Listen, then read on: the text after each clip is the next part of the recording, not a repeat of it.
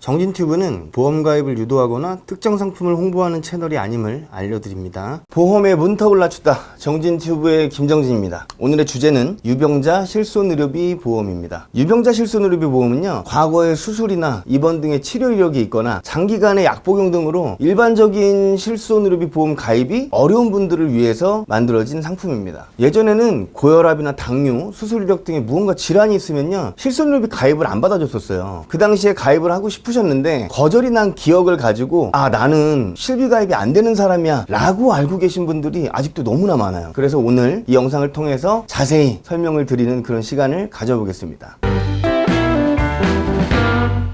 제가 전에 영상을 통해서 직업이 바뀌면 가입 후 알림 의무를 꼭 해야 된다고 말씀드렸었는데, 그 영상에서 말씀드렸듯이 손해보험사는 위험률이 높아지면요, 보험료 할증, 그러니까 돈을 더 내라 이런 방식이든지 아니면 가입 금액을 낮추는, 그러니까 보장을 좀 덜 해주는 방식을 택하고 있습니다. 보험사 입장에서 너무 위험하다고 판단돼서 가입 자체를 거절하던 사람들을 이제는 받아줘야 된다면 보험금을 청구할 확률이 높은 사람들을 일반 사람들하고 똑같은 조건으로 가입시켜주지는 않겠죠. 당연히 보험료를 올려서 받고 혜택에 제한을 조금 더 주는 그런 방식을 적용합니다. 100% 실비, 90% 실비 들어보셨죠? 이거는 70% 실비라고 보시면 됩니다. 70% 실비 좀 빈정상하는데? 이렇게 생각하시는 분들 계실지 모르겠는데, 그렇다 하더라도 실손의료비 보험이 아예 없으신 거랑 있는 거랑은 엄청난 차이가 있기 때문에 그런 유병력자인 소비자의 입장에서는 실손의료비 없이 불안하게 사는 것보다 가입을 하는 게 무조건 좋은 거죠.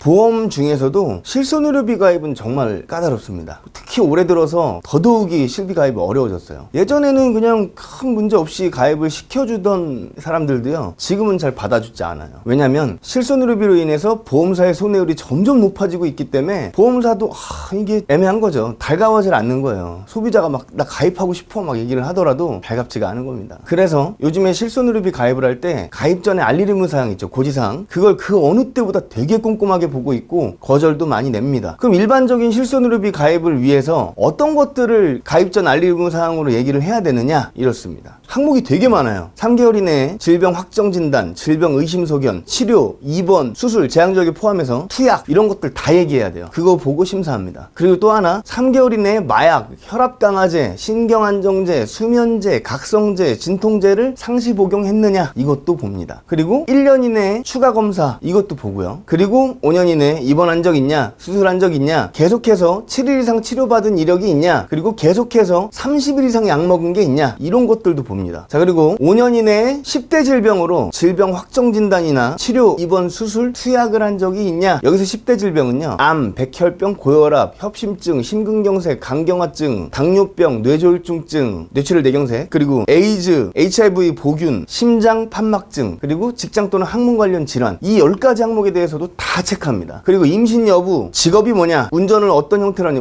영업용이냐, 자가용이냐, 화물차 운전하냐, 그리고 위험한 취미가 있냐, 그리고 부업이나 경업을 하고 있거나 아니면 계절적으로 이런 것들이 있냐, 그리고 해외 위험 지역에 출국할 예정이냐, 그리고 월소득은 어떻게 되냐, 음주하냐, 담배 피냐, 키 몸무게는 어떻게 되냐, 그리고 다른 보험사에 계약이 있느냐, 되게 많은 걸 물어봅니다. 그런데 있잖아요, 유병자 실비는 딱 이것만 물어봅니다. 첫 번째, 3개월 이내에 입원에 대해서 필요하다라는 소견을 받은 게 있냐, 수술해야 될 것 같습니다 하는 소견 받은 게 있냐, 아니면 치료를 받았냐, 아니면 추가 검사를 해봐야 될 것 같습니다, 이런 얘기를 들었냐 라는 거죠. 이게 조건이에요. 여기서 필요 소견이라고 하는 건 의사가 진단서 또는 소견서 등에 기재한 경우를 얘기하는 겁니다. 기재 안 했으면은 의무사항이 아닌 거예요. 자, 그리고 치료는 단순 처방을 위하여 병원에서 진료를 받는 경우는 포함하지 않습니다. 되게 간소화가 됐죠. 제일 큰 게 뭔 것 같으세요? 투약이 빠졌어요. 투약. 약 먹는 거. 즉 장기적으로 약을 복용하는 사람들도 받아주겠다, 이런 의미입니다. 아까 일반 실비 고지사항에서 두 번째 항목에서 투약에 대한 좀 디테일한 고지사항도 있었죠. 혈압 강화제 먹냐,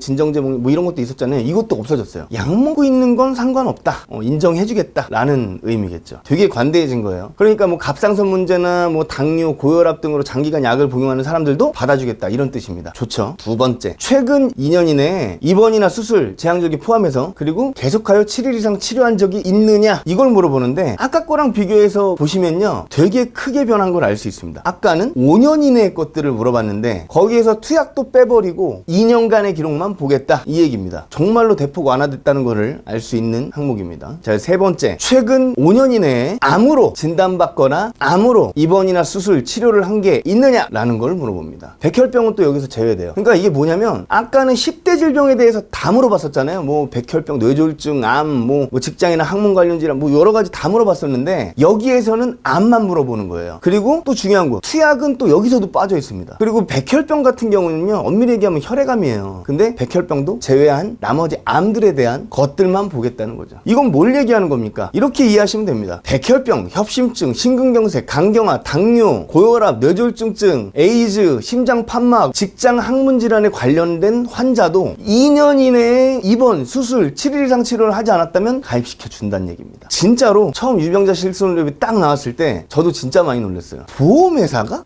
진짜? 아유, 설마 막 이랬거든요. 이 세 가지를 보고 나머지 세 가지를 또 봅니다. 직업, 운전, 그리고 소득. 되게 기본적인 거죠. 뭐 이런 거 봅니다. 정리하면 이렇습니다. 결론적으로 3개월 이내에 입원 소견, 수술 소견, 치료, 추가 검사 소견이 없고, 2년 이내에 입원, 수술, 7일 이상 치료가 없고, 5년 이내에 암으로 진단, 입원, 수술, 치료 없으면 가입이 가능하다, 이런 얘기입니다. 3, 2, 5 이것만 이해하시면 돼요.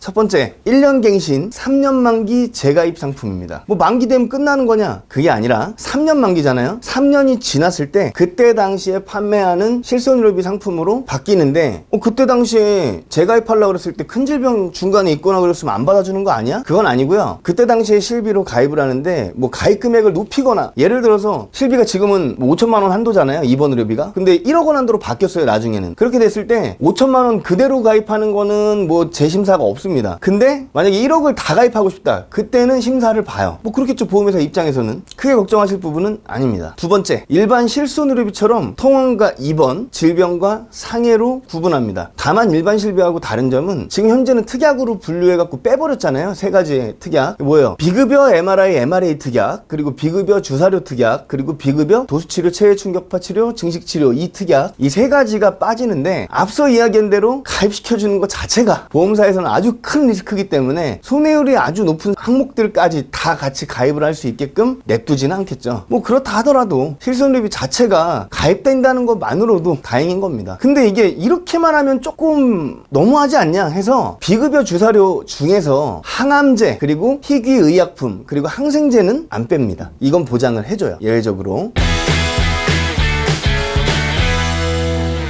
첫 번째, 질병과 상해, 통원의료비부터 알아보겠습니다. 뭐 요즘 실비도 마찬가지지만 상해나 질병 구분하지 않고요, 통원의료비 다르고 입원의료비 다르고 이렇게 돼 있습니다. 이것도 마찬가지예요. 일반적인 통원의료비는요, 두 가지로 구성돼요. 외래진료비랑 처방조제비, 이 두 가지를 합쳐서 통원의료비라고 합니다. 근데 일반적으로 가입하는 실손의료비는요, 외래진료비랑 처방조제비를 합쳐서 30만 원 한도로 보상을 해주는데, 생명보험사는 대부분 외래진료비 20만 원, 처방조제비 10만 원 한도로 해주고, 저번 영상 찍었죠. 손해보험사는 외래진료비 25만 원에 처방조제비 5만 원, 뭐 이런 식으로 분배를 해갖고 해주는데, 유병자 실손의료비의 통원의료비는요, 처방조제비를 보장해주지 않습니다. 이게 큰 특징이에요. 그리고 하루 통원 한도가 20만 원입니다. 왜 처방조제비를 안 해주는데? 라고 하시는 분들이 계실까봐 말씀드리면은, 자, 아까 계약전 알리 의무사항에 투약에 관련된 것들 싹 다 빠졌죠. 그러니까 약 먹는 사람들도 받아줄게, 대신에 그 사람들 가입해갖고 처방조제비 계속 청구할 텐데 그걸 어떻게 주냐, 이런 의미예요. 그래서 그거 다 준다고 하면 감당이 안 되니까, 그래서 처방조제비는 빠집니다. 실손의료비는요, 당연히 자기부담금이 있습니다. 그래서 자기부담금 알아볼게요. 병원의 종류에 상관없이 최소 자기부담금 2만 원을 공제합니다. 일반 실비는 병원급에 따라서 만 원, 15,000원, 2만 원, 이걸 베이스로 깔고 뭐 병원비 얼마 나왔냐 그래갖고 요거 갖다 계산해갖고 지급을 해주는데, 이거는 병원급 상관없이 맥시멈인 2만 원을 일단 공제를 할 거예요. 그리고 초반에 말씀드렸듯이 이거는 70% 실비라고 말씀드렸잖아요. 본인 부담률이 급여든 비급여든 30%가 있습니다. 그래서 계산을 어떻게 하냐면, 외래진료 한 번 받을 때마다 무조건 2만 원은 깔 거예요. 최소가 2만 원을 까는 거예요, 최소. 만약에 외래진료비의 30% 금액이 2만 원을 넘는데요, 그러면은 2만 원을 떼는 게 아니라 그 30% 금액을 차감하고서 지급해 줍니다. 더 큰 금액을 까겠다는 거죠. 예를 들어서 상해로 통원해서 진료를 받는데 20만 원이 나왔어요. 그럼 이렇게 계산하시면 됩니다. 2만 원 그리고 20만 원에 30% 얼마예요? 6만 원이죠. 6만 원. 이 두 개를 비교하는 거예요. 그 중에 큰 걸 빼는 거예요. 그러니까 총 병원비가 20만 원 나왔으면 최소 자기부담금 2만 원하고 본인 부담금 6만 원하고 둘 중에 6만 원이 더 크니까 20만 원에서 6만 원을 제외한 14만 원이 지급되는 겁니다. 또 하나 더, 질병으로 통원해갖고 진료 보고서 5만 원이 나왔어요. 그런 경우에는 어떻게 계산할까요? 자, 2만 원을 깔아요. 2만 원은 일단 깔 겁니다. 그리고 5만 원 나왔다 그랬잖아요. 5만 원에 30%면 얼마예요? 15,000원. 둘이 비교했을 때 어떤 게 큽니까? 2만 원이 크죠? 그러면 총 진료비 5만 원에서 최소 자기부담금 2만 원을 까는 거예요. 큰 금액을 깝니다. 그래서 3만 원을 지급받게 되는 겁니다. 이제 확실히 이해가 가시죠? 자, 두 번째, 질병과 통원의 입원 의료비를 알아보겠습니다. 일반적인 실손 의료비의 입원 의료비 한도랑 똑같습니다. 1년에 뭐 상해든 질병이든 한 사고당 5천만 원 한도. 그리고 자기부담금은 1년에 맥시멈 200만 원 이상은 안 내게 돼 있어요. 예, 그거 동일합니다. 다른 점은요, 아까도 얘기했지만 자기부담률이 다릅니다. 70% 실비라고 그랬죠. 그러니까 급여든 비급여든 30%를 차감한다고 생각하시면 됩니다. 그리고 또 하나, 최소 자기부담금이 있어요. 얼마냐면 10만 원이에요. 10만 원. 10만 원 이상은 무조건 차감하게 돼 있습니다. 이것도 그런 식이겠죠. 10만 원이랑 총 입원 의료비의 30% 금액을 계산한 거랑 둘 중에 큰 금액을 빼겠죠. 마찬가지예요. 만약에 상급 병실을 사용하면 어떻게 되느냐? 이건 일반 실손 의료비랑 동일합니다. 기존 병실료의 차액에서 50%를 1일 10만 원 한도로 보상합니다. 잘 모르시겠죠? 그러면 이 영상 보고 오세요. 자, 그럼 계산을 해보겠습니다. 아파서 입원을 했어요. 병원비가 50만 원이 나온 거예요. 일반 병실, 기준 병실에 있었고. 그럼 어떻게 계산하냐? 최소 자기부담금 얼마라고 그랬어요? 이거는 10만 원입니다. 입원은. 그리고 총 병원비의 30%. 총 병원비가 얼마였죠? 50만 원에 30%. 그럼 15만 원이죠. 10만 원하고 15만 원하고 어떤 게 큽니까? 15만 원이 크죠? 그러니까 15만 원을 차감하는 거예요. 그래서 50만 원에서 15만 원을 뺀 35만 원을 지급받게 되는 겁니다. 근데 만약에 병원비가 20만 원이 나왔다. 그러면 10만 원하고 20만 원에 30% 6만 원이죠. 그럼 어떤 게 큽니까? 10만 원이 크죠? 그러면 10만 원을 차감하는 거예요. 그래서 20만 원에서 10만 원을 빼면 10만 원을 지급받는 식입니다. 어렵지 않아요.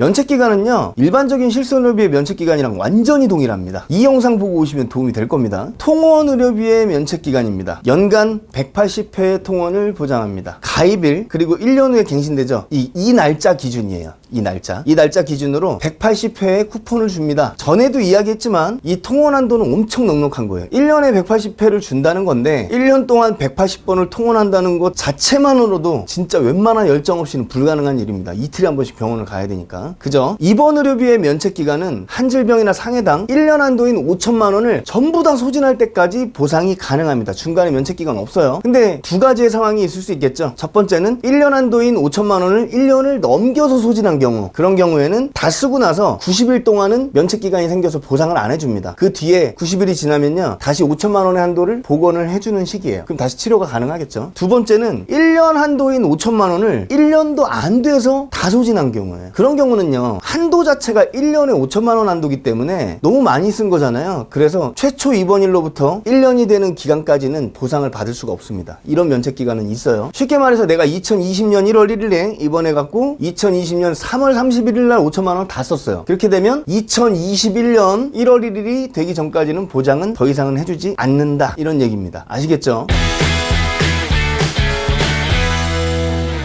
보장의 시작은요, 90일 이후에 해주는 뭐 이런 거 아니에요. 그냥 보장 시작은요, 1회 보험료 납부하면 그때부터 시작이에요. 근데요, 가입하고 1년 이내에 청구가 딱 들어가면요, 일단 보험사가 의심을 해요.